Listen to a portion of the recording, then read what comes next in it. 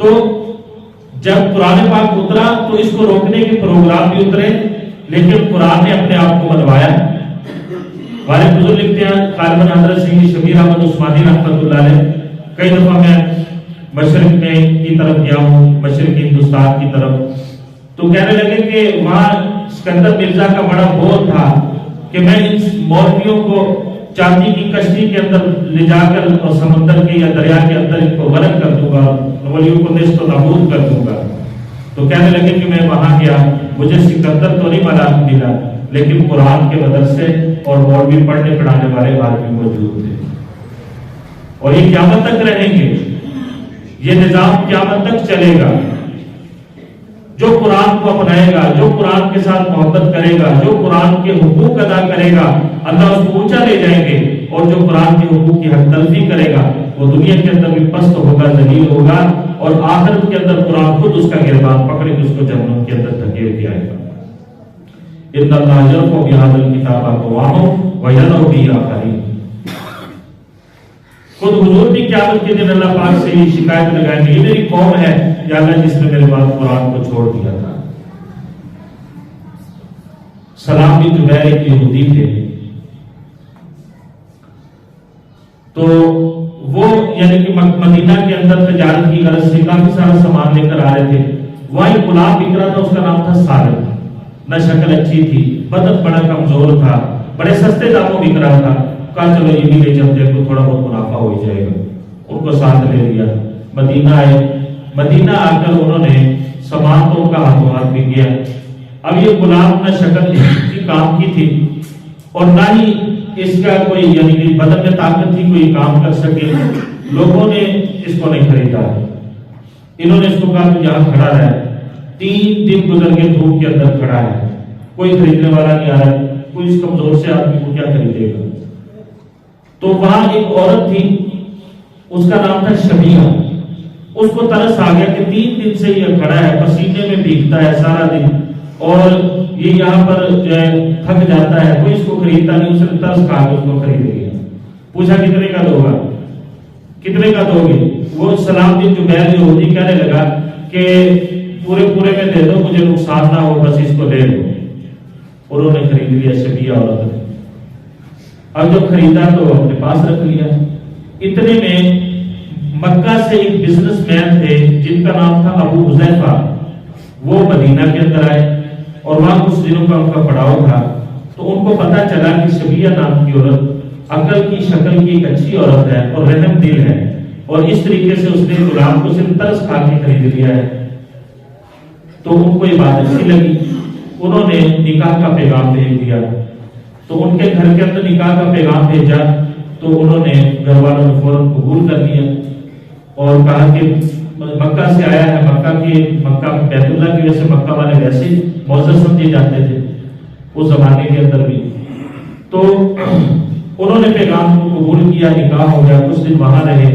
تو ابو حذیفہ رضی اللہ تعالیٰ عنہ اس وقت مسلمان نہیں ہوئے تھے، یہ واپس چلے تو اپنی گھر والی کو بھی ساتھ لیا، واپس جانا ہے۔ تو حضرت شبیہ ان کے ساتھ ہو گئی، حذیفہ بھی ساتھ ہو گئے۔ جب یہ مکہ پہنچے تو مکہ کے بزنس مین کا دوست بزنس مین ہوتا ہے، تاجر کا دوست تاجر ہوتا ہے۔ تو ابو حذیفہ کے دوست تھے حضرت عثمان غنی رضی اللہ تعالیٰ، وہ بھی بزنس مین تھے۔ لیکن جب یہ ابو حذیفہ سے ملے تو ان کے ملنے میں برتاؤ میں تبدیلی دیکھی، تو کہا کہ عثمان کیا بات ہے، آپ تبدیل نظر آتے ہیں، بدلے سے سرکار نظر آتے ہیں۔ تو حضرت عثمان غنی رضی اللہ تعالیٰ نے اسلام کے بارے میں بتایا کہ میں مسلمان ہو گیا ہوں اور اسلام یہ ہے۔ اتنے اچھے انداز سے گفتگو کی کہ ابو حذیفہ اسلام لانے پر مجبور ہو گئے اور ابو حذیفہ رضی اللہ تعالیٰ عنہ بچ گئے۔ اب شبیہ جو ان کی بیوی تھی وہ بھی کہنے لگی کہ اگر میرا شوہر مسلمان ہو گیا، سمجھدار تھی، عقل والی تھی، تو اس نے کہا میں بھی مسلمان ہو جاتی، وہ بھی کلمہ پڑھ کے مسلمان ہو گئی۔ اب جب مسلمان ہوئی تو اس کو یہ پتا چلا کہ اسلام کہتا ہے غلاموں کو آزاد کرو۔ اسلام کی خوبصورتی یہ ہے کہ اسلام آزادی کا درس دیتا ہے، امن کا درس دیتا ہے، دوسروں کے ساتھ خیر خائی کا درس دیتا ہے۔ تو اس نے جب رسول اللہ صلی اللہ علیہ وسلم کا فرمان سنا غلاموں کو آزاد کراؤ، قیدیوں کو آزاد کراؤ، تو اس نے اس غلام کو آزاد کر دیا سارے کو۔ جب سالم کو آزاد کیا تو وہ رونے لگے کہ میرا مکہ کے اندر کون ہے، میں کہاں جاؤں گا اور کہاں سے کھاؤں گا؟ تو حضرت ابو حذیفہ رضی اللہ تعالیٰ عنہ نے ان کو اپنے پاس رکھ دیا، طرز کھا کے چلو آپ ہمارے پاس ہی رہو۔ تو ان کا نام مشہور ہو گیا سالم مولا ابو حذیفہ۔ یہ بہت ساری احادیث کے اندر ان کا نام آتا ہے، سالم مولا ابو حذیفہ۔ نام ان کا سالم تھا، مولا کا مطلب ہے آزاد کردہ، ابو حذیفہ یعنی ابو حذیفہ کے آزاد کردہ، یہ سالم ہے ابو حذیفہ کے آزاد کردہ، سالم مولا ابو حذیفہ کا یہ معنی ہے، سالم مولا ابو حذیفہ کے سالم جو ابو حذیفہ کے آزاد کردہ ہے۔ اب یہ کوئی کام تو تھا نہ، کمزور بدن کے آدمی تھے، حضور صلی اللہ علیہ وسلم کی صحبت میں رہ کر قرآن سیکھنا شروع کر دیا، قرآن سیکھتے گئے، اتنے بڑے قرآن کے قاری بنے کہ قرآن کی وجہ سے پھر اللہ نے ایسی عزت عطا فرمائی کہ جب صحابہ ہجرت کر کے مدینہ پہنچے، جو پہلے گروہ مدینہ پہنچا، حضور تو بعد میں تشریف لے کر گئے نا، صحابہ کو پہلے کہہ دیا تھا آپ چلے جائیں۔ تو جب قبا پہنچے، قبا کے مقام پر، تو وہاں پر نماز پڑھانے کے لیے امام کی ضرورت پیش آئی، تو حضرت عبداللہ بن عمر رضی اللہ عنہ حدیث پاک کے راوی ہیں، کہتے ہیں کہ میں نے دیکھا کہ سالم رضی اللہ تعالیٰ عنہ وہاں پر امامت کرا رہے ہیں اس پہلے گروہ کی جو مہاجرین کا مدینہ کے اندر گیا تھا، اور ان کی مفتیوں کے اندر پتہ ہے کتنی بڑی بڑی شخصیات تھی، ان میں سے حضرت عمر فاروق رضی اللہ عنہ بھی شامل تھے۔ حضرت عمر رضی اللہ عنہ جیسے ان کے مقتدی بنے ہوئے تھے قرآن کے، پھر حضور صلی اللہ علیہ وسلم نے ایک موقع پر ارشاد فرمایا اللہ کا شکر ہے، فرمایا الحمدللہ اللہ کا شکر ہے، سالم رضی اللہ عنہ کی طرف اشارہ کر کے فرمایا کہ اللہ کا شکر ہے کہ میری امت میں اللہ پاک نے ایسے لوگ پیدا کیے ہیں۔ قرآن میرے دوستو، یہ قرآن ہمارے لیے کافی تھا، صحابہ نے بہت ساری لائبریریاں نہیں تھی ان کے پاس، ایک قرآن تھا انہوں نے جو پڑھا تھا، اور اس قرآن کی وجہ سے اللہ نے ان کو دنیا کے اندر چمکایا، عزتیں دی۔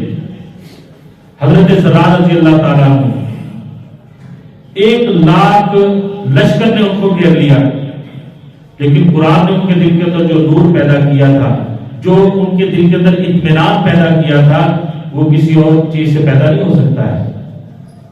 تو لڑ رہے ہیں، 1,00,000 کے مجمع سے ایک صحابی اکیلا لڑا، مجاہد، گھوڑا تھک گیا، یہاں تک کہ پاؤں اٹھانے کی بھی اس کے اندر سکت نہ رہی۔ اب یہ بے بس ہو رہے تھے، اور وہ انہوں نے دیکھا کہ ان کا گھوڑا تھک گیا ہے اور جواب دے گیا، انہوں نے گھیرا تنگ کرنا شروع کیا، انہوں نے اس کی تھپکی دی اور اس کے کان کے اندر کہا کہ تھوڑی دیر ہمت کر میرا ساتھ دے، وگرنہ حضرت محمد صلی اللہ علیہ وسلم کو میری شکایت لگاؤ۔ یہ سننا تھا کہ وہ گھوڑے ایسے اس کے اندر طاقت اور تیزی پیدا ہوئی کہ وہ چیر کر اس پورے 1,00,000 کے مجمع کو چیر کر وہ باہر نکل گیا۔